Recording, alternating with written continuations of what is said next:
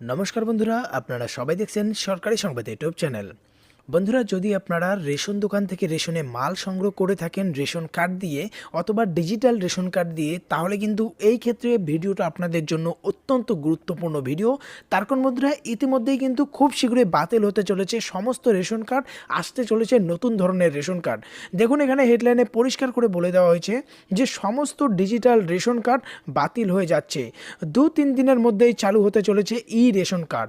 বিরাট বড় ঘোষণা করলো খাদ্যমন্ত্রী জ্যোতিপ্রিয় মল্লিক। এবার কথা হচ্ছে, এটা কি রেশন কার্ড, কিভাবে আসতে চলেছে, কিভাবে আপনারা পাবেন, সব ডিটেলস আপনাদের আজকের ভিডিওতে আমি আপনাদের বুঝিয়ে বলে দেবো। এরই সাথে কোন জেলা থেকে আপনারা এই ভিডিওটিকে দেখছেন অবশ্যই কিন্তু কমেন্ট বক্সে বলে দেবেন। আর এই ধরনের গুরুত্বপূর্ণ খবর প্রতিদিন পাওয়ার জন্য কিন্তু অবশ্যই ভিডিওটিকে একটি লাইক করে লাল রঙের সাবস্ক্রাইব বাটনে ক্লিক করে বেল নোটিফিকেশনটা অল করে দেবেন। বন্ধুরা, এই যে ফটোটা দেখতে পাচ্ছেন, এটা কিন্তু গভর্নমেন্টের অফিসিয়াল খাদ্য দপ্তরের যে ওয়েবসাইট আছে সেখানে কিন্তু পরিষ্কার করে বলে দেওয়া হয়েছে।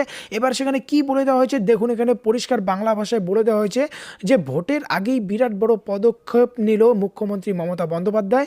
পশ্চিমবঙ্গের সমস্ত ডিজিটাল রেশন কার্ড বাতিল করার কাজ ইতিমধ্যেই শুরু হয়ে গিয়েছে।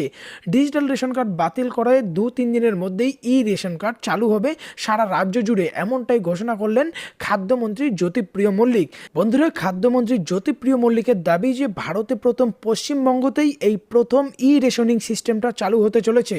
রাজ্য সরকারের তরফ থেকে জানানো হয়েছে যে wpds.gov.in এই অফিসিয়াল ওয়েবসাইটে গিয়ে ই রেশন কার্ডটাকে আপনি ডাউনলোড করতে পারবেন। আর যারা করেননি তারা কিন্তু খুব তাড়াতাড়ি এটাকে ডাউনলোড করে নেবেন। এখানে আরো বলা হয়েছে যে ই রেশন কার্ডের মাধ্যমে রেশন তোলার সময় গ্রাহকদের রেজিস্টার্ড মোবাইল নম্বরে একটা ওটিপি যাবে।